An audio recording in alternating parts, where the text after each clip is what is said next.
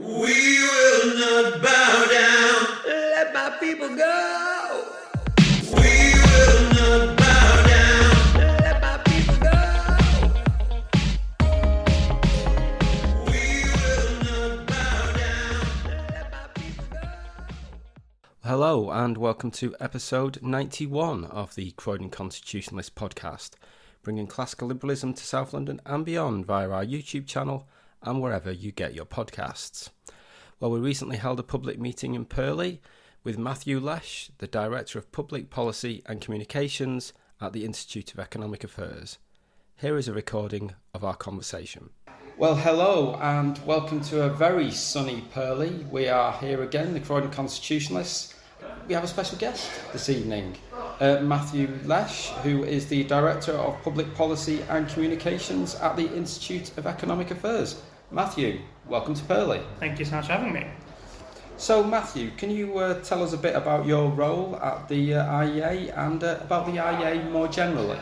Yeah, sure. So when I start with the IEA more generally, so the IEA is the Institute of Economic Affairs, where we call ourselves the UK's original free market think tank. We were founded almost 70 years ago now. So the founding story of the IEA is that Anthony Fisher, who was set up the organisation just after the war. He'd been a fighter pilot in World War II and Battle of Britain.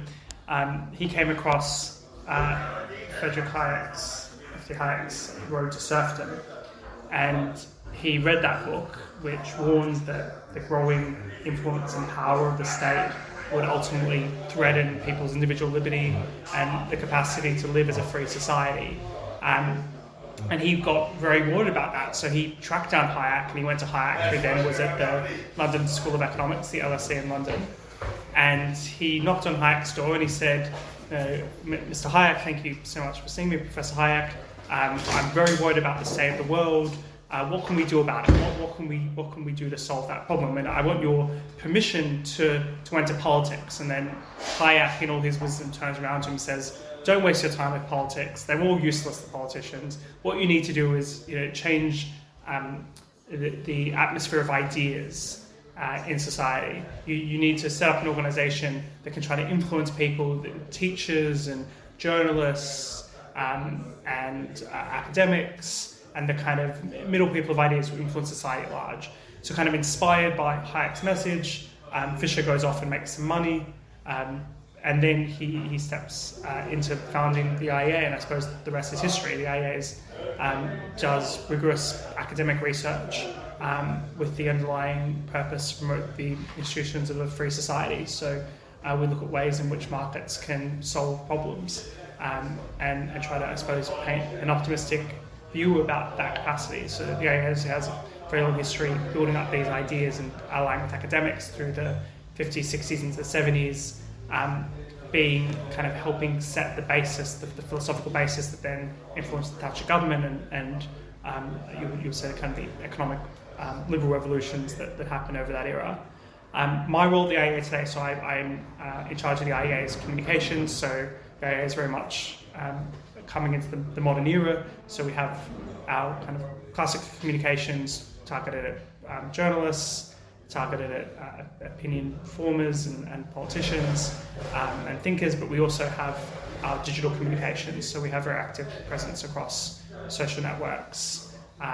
We have a studio where we produce videos to talk about ideas to reach a kind of modern and big audience. And in addition to my communications, I do bits and pieces of research at the IEA on an eclectic mix of topics, probably mostly around regulation and also quite a bit on tech and digital policy in recent years. Excellent. So, Matthew, you said that the IEA looks to influence various people throughout society, and you mentioned sort of academia there. So, part of the role of the IEA is an educational charity, isn't it? So, yes. How do you share the message of free markets then in education? Mm-hmm. That's a good question. So the IEA has a very extensive set of educational programs that some of my colleagues manage. So we run seminars with students across all different age groups, we run conferences, as well as away days and multiple day conferences with students and with academics. We have an academic advisory council who help advise us on academic ideas, and then we also have academics who write for us and write research papers for the IEA. So I guess it's about trying to make sure we have a kind of underlying strong research and ideas and presenting that to academics. I think as a think tank, you're not necessarily in academia though, are you? You're kind of somewhere between day-to-day politics and academic ideas, and you try to bring those academic ideas into the broader discourse of political debate. So we do kind of work with academics to do that. Excellent. So now you've worked in similar roles in Australia. What are the different challenges for the free market in the UK versus Australia? Yeah, that's a really good question. It's not one I've thought about very much recently, so it kind of stimulated me to kind of try to figure that out. I mean, in many ways, Australia is, from a free market perspective, is in a more advantageous position. Australia never quite went as socialist, let's say, as the UK did in the post-war era, although there was a period where the state was much bigger in Australia, and then actually it was a Labor government who did a lot of the kind of liberal reforms in the 1980s in Australia to open up the economy to be more liberal and more free trading. And Australia, very early, kind of from, let's say, free trade perspective, largely abolished tariffs and subsidies, and for the most part, any kind of quota system to limit trade. The UK, as part of the EU, didn't really go through that. We're kind of stuck in this protectionist bloc, and it's much harder to make liberal free trade arguments because there are a lot of interests against that. It's like the agriculture sector kind of often pushing against any kind of open and free trade. Australia's got another advantage in the fact that it is just a bit richer and has a kind of a better structured economy for the modern world, which means taxes aren't quite as high. So from a free market perspective, that's helpful, while the UK's managed to get itself trapped in this kind of higher tax situation, as well as being stuck with a lot of regulation that's still hanging over from time in the EU. So I think Australia's wasn't forced to kind of regulate as much because it was never a member of the EU, of course. Australia also has another advantage, which is more decentralised governance. The fact that Australia has a state as well as a federal government, and there's competitive federalism in Australia. The classic example here, especially from a free market perspective, is that the state of Queensland, which is almost Australia's Florida, it's kind of a warmer part of Australia, decided to abolish inheritance tax. So people began moving in their older ages to Queensland, and that forced basically every other state to abolish inheritance tax because they couldn't compete with the one state that did abolish inheritance tax. So I think you do generally often get better kind of policy outcomes by some level of competition and learning between different states, and the UK doesn't really have that kind of decentralised system, and it's not really the same having kind of Wales and Scotland aren't necessarily the best. They don't have the capacity to raise their own revenues or to be as innovative as some kind of Australian governments is. So that's interesting, because whilst we don't actually have that federal system, as you say, there has been since 1997 onwards this devolution to Wales and Scotland, and they have different powers than each other. And of course, Scotland's route to prosperity has been to put up taxes. I mean, I think a lot of the problem here with Scotland and Wales and devolution in the UK is the fact that there's no connection between fiscal raising powers and money that's spent. So, and there's actually quite good research on this from a kind of a technocratic governance perspective, that places that have more decentralised decision making do tend to get better outcomes on things like education, on health, but a lot of that actually isn't necessarily about the powers, it's about fiscal decentralisation. So it's about being a direct connection between the government and who's paying the taxes. And because Scotland is so subsidised by the rest of the UK, there is no incentive for the Scottish government to run well. Like there's no fiscal restraint, and there's no incentive for them to be particularly competitive. Although I think Scotland is a good example for England and Wales of things not to do. At the very least, provides that service. I'm glad they provide a service. That's excellent. Also amusement on the football field recently, I believe. Indeed. So there you go. Well, you may have noticed, but we have a general election ongoing at the moment. How do you think the message of economic freedom is doing in the campaign so far? Yeah, I'm going to just be increasingly pessimistic here, aren't I, as the questions go along. I mean, I think it's all pretty clear to everyone at the moment. This is not an election that involves particularly strong messages when it comes to economic freedom. A lot of this campaign does very much appear to be each party trying to buy off certain parts of society with various policies, spending a little bit of money there, spending a little bit of money here, taxing them a bit more here, taxing a little bit more there.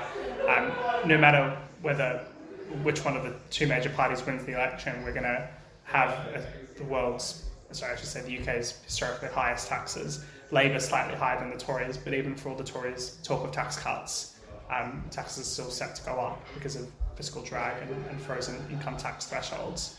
So from that perspective, I don't think the election is particularly good news for economic freedom. Perhaps the one good part is the fact that there is some sense about there is a lot of scrutiny about tax and spend plans and whether or not things do add up, and some sense that there is restraint on the state, and the state can't keep in spending and borrowing infinitely. On the other hand, I've been doing some work analysing the kind of regulatory proposals. So we hear a lot about tax and spend, but we don't really talk as much about what are the proposals to modify regulations for industrial relations or for environmental protection.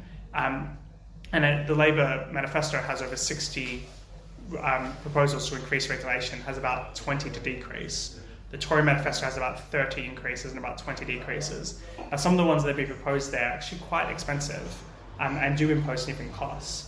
One example is something called Martin's Law, which is this very nice sounding proposal to require every nighttime venue to do some kind of terrorist prevention plan. Now, it literally would mean a venue like this having to have a plan if terrorists were to attack. The total cost of that is something like £2 billion, according to the government's impact assessment. I think it might be disproportionate to the potential risk for a lot of nighttime venues. Another one that Labour's put in their manifesto is requiring landlords to improve rental accommodation standards to the EPC standard C, so it's a kind of stronger insulation standards. That costs about £12 billion according to the government's impact assessment.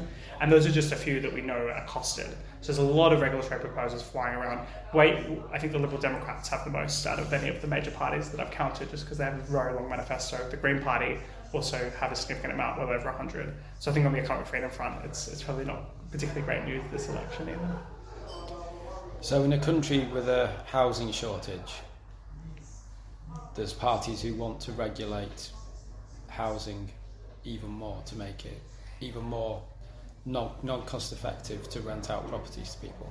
Yeah, I mean, there's the Tories also supporting, and pretty much every party I think is supporting the renters reform bill.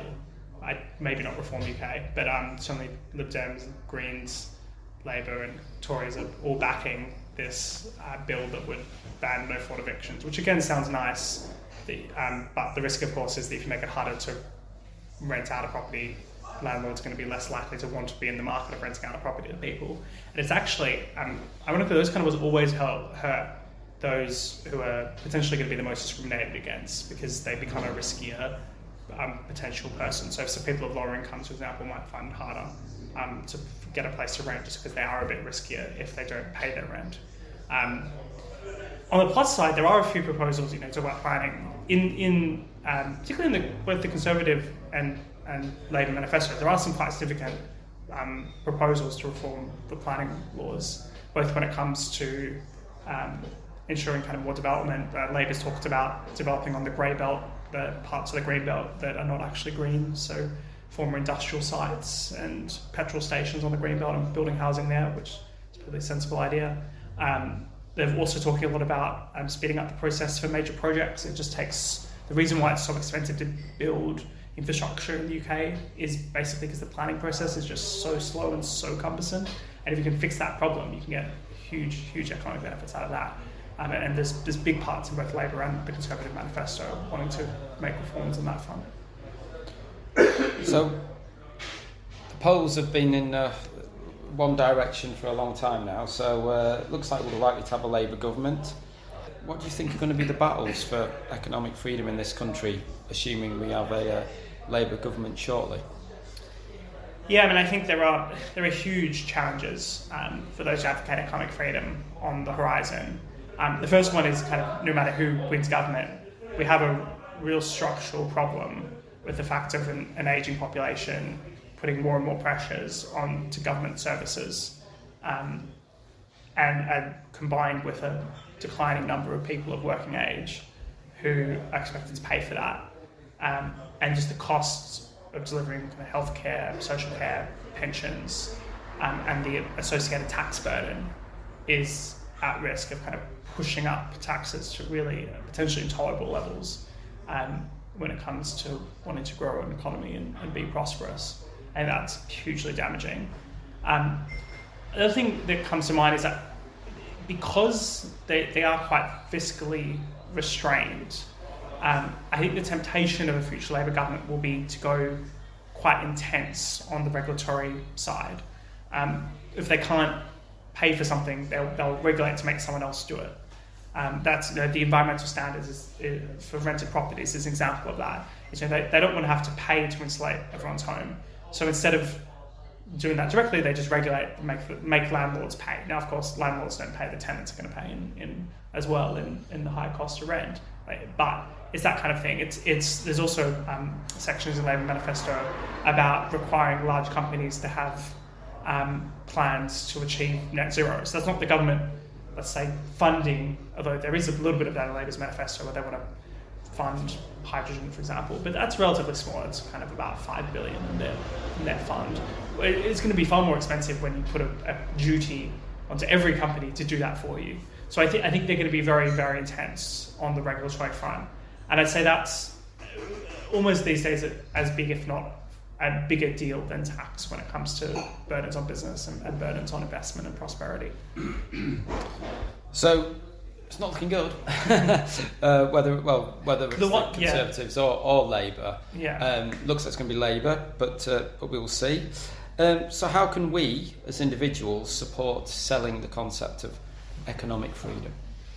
Yeah, the big question that we at the IEA ask ourselves every day. I mean, I guess it's trying to tell stories about why economic freedom matters and why, and kind of identifying successfully ways in which you can show the power of people being entrepreneurial, of creating things, of building things, of being innovative.